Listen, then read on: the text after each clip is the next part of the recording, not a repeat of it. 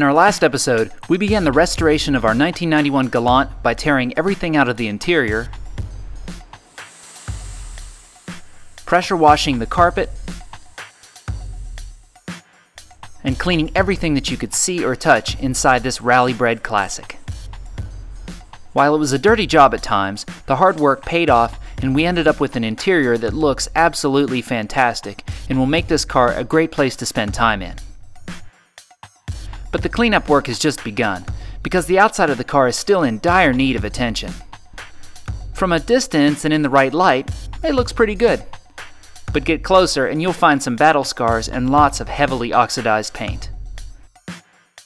Well, this old beast isn't going to clean itself, so let's get to work. While I appreciated the juxtaposition of the police department and Grateful Dead stickers on the back window, they were the first to go.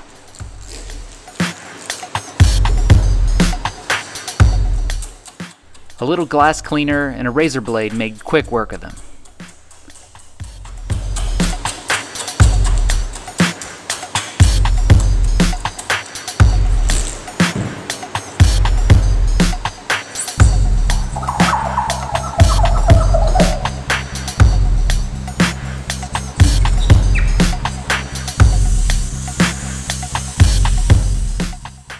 Next, it was time to give the car a deep cleaning wash.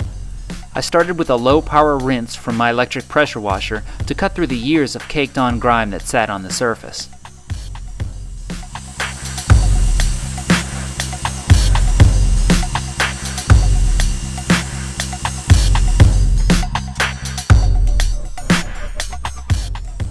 After the car soaked for a bit, I sprayed it again and began the bucket wash using multiple large terry cloth wash rags.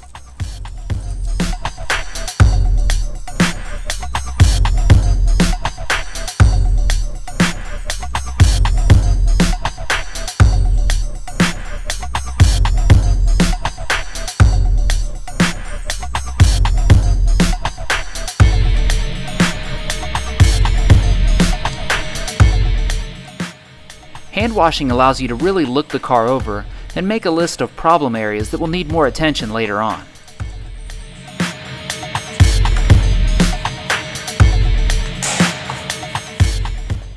When bucket washing, I always use a grit guard, which makes sure dirt and sediment sinks to the bottom of the bucket and stays out of your washcloth or sponge. I bought this one over 10 years ago and it still works great.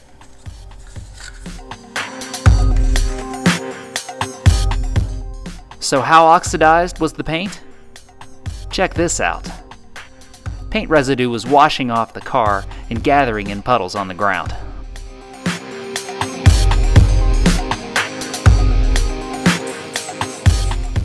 Next, I gave the wheels and tires a scrub, as they looked like they hadn't been cleaned in years.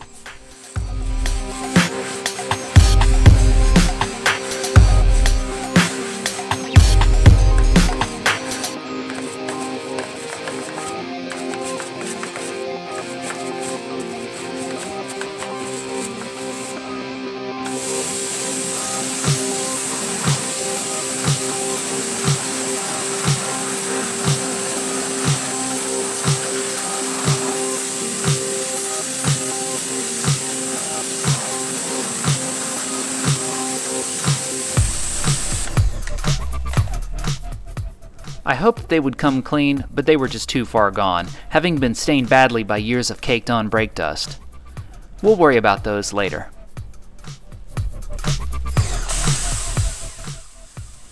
After a thorough wash and rinse, the car really did look good, while it was wet. The paint cleaned up noticeably, but what became more obvious is how badly faded the black door trim, front and rear window trim, and door handles were. We'll have to address that later too. The task list is piling up fast.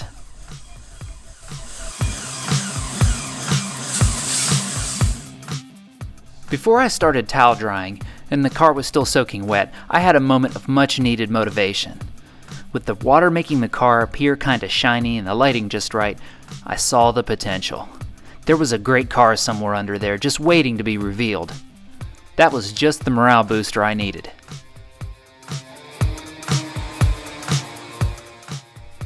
With the car back in the garage, the first step was to remove any items that would get in the way of our buffer. First was the rear wing, which is easily unbolted, unplugged, and removed.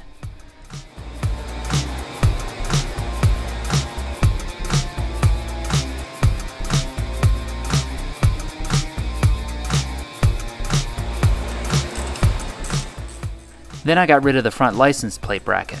We aren't required to run a front license plate here, so I'll be leaving this off.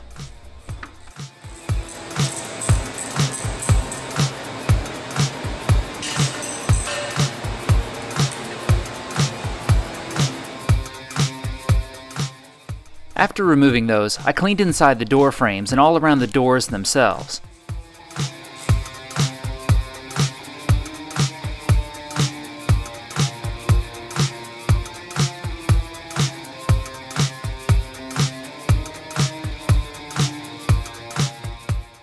This is something that many car owners overlook, so be prepared to spend some time here.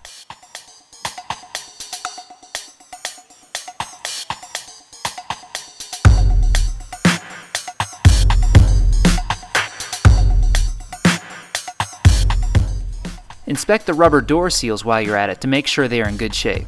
I like to spray some lubricant on a rag and wipe them all down at every other oil change to keep them like new.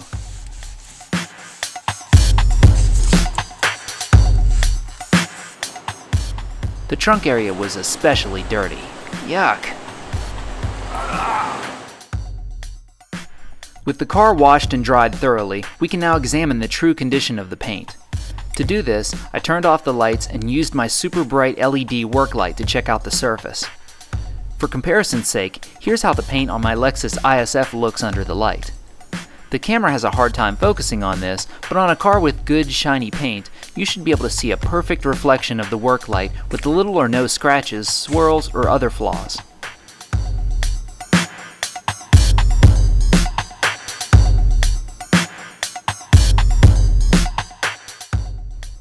Now, the same test on the Galant. Oh boy. There's barely any reflection thanks to the bad oxidation. There's plenty of stains in there too. This is no surprise, but now we have a baseline.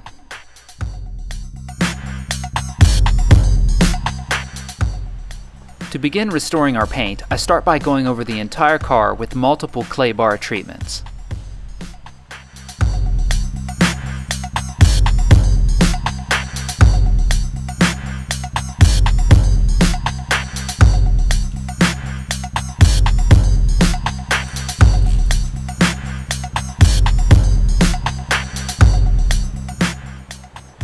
Check out how much junk was picked up in this brand new clay bar on just a small part of the hood. This will take a while, but is an important first step in getting a great finish.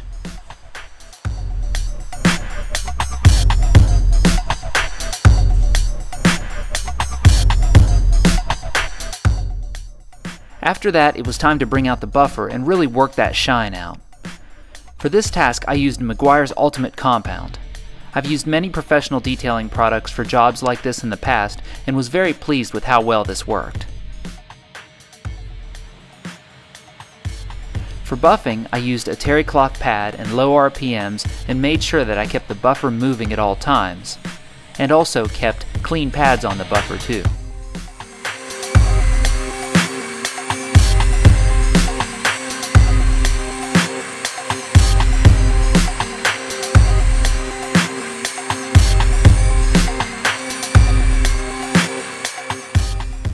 To show how well the combination of the buffer and compound was working after just one pass, I buffed half the hood and left the other half alone.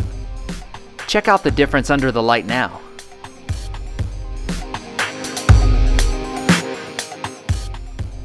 This is the best part of detailing your own car, the satisfaction of seeing your hard work pay off right before your eyes. Here's another example of the shine coming out on the trunk. Nice! I buffed all of the steel panels on the car and then hand rubbed the compound on the plastic side skirts and ground effects. These pieces were not heavily oxidized like the steel panels, so they needed much less attention. To make this job easier and to get a better look at any imperfections, I raised the car up on jack stands.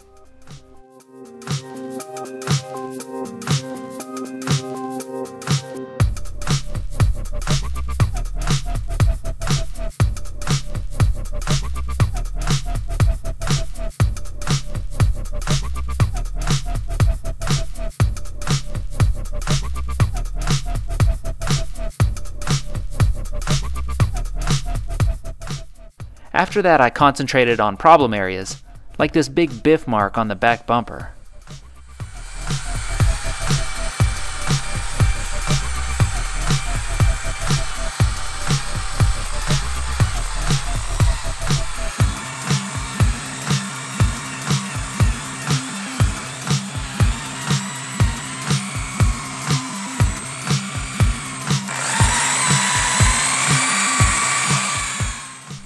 After some time with the buffer, the biff mark was history.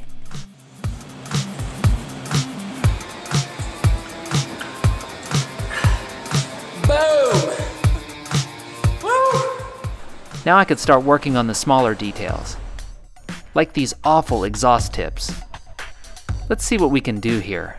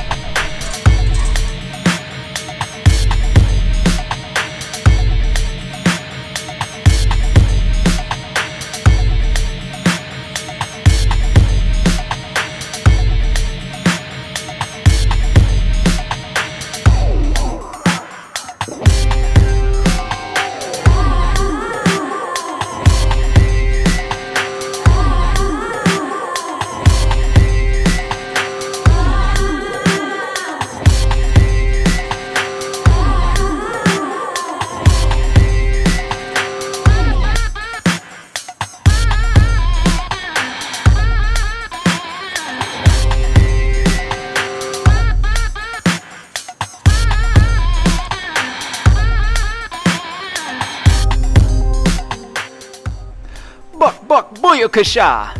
Yeah, you like that, don't you?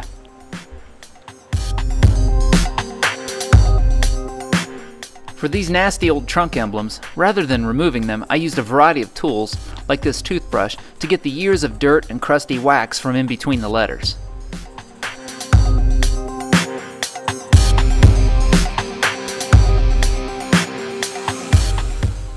On the other side of the trunk, I used a heat gun, lots of patience, and my fingernails to remove this old and worn dealer sticker.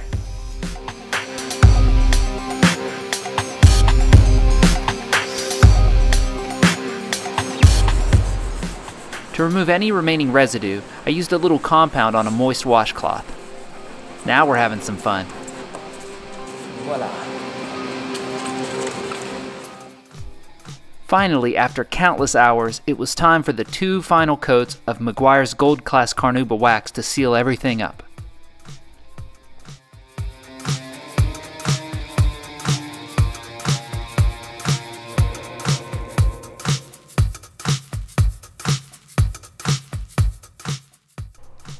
After the final coat of wax dried, I wiped it off with a soft towel and admired the now shiny finish that I was hoping for.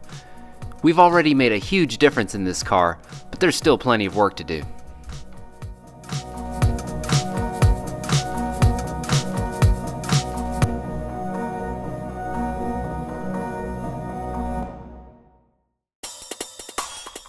Thanks for watching. The next time you see the Galant, we'll tackle the remaining exterior detail projects and take a look at the end result of all of our hard work. Until then, come visit my Facebook page for more cool stuff. So with that said, thanks again folks. We'll see you next time.